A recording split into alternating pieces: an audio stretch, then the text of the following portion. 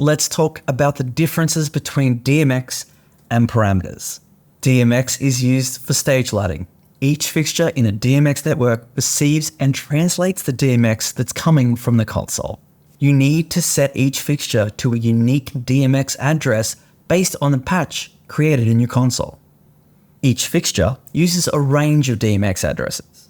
Inside a single address, there's a range of steps between 0 and 255.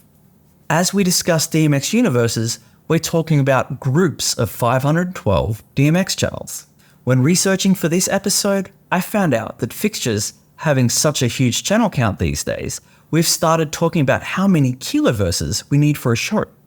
Most of the time, one DMX channel is associated with one attribute of a fixture, like the dimmer.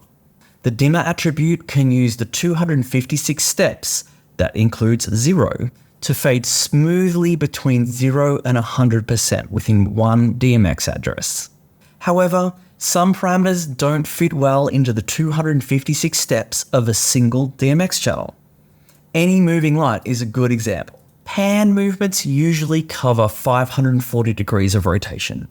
Using one DMX channel, you can move through the range in 256 steps.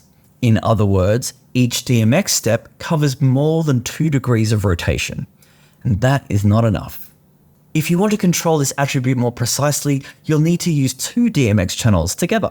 When you combine 2 DMX channels, you can move through 65,000 steps. That's 256 by 256. Even though the pan attribute is using 2 DMX channels now, the console only sees this as one parameter.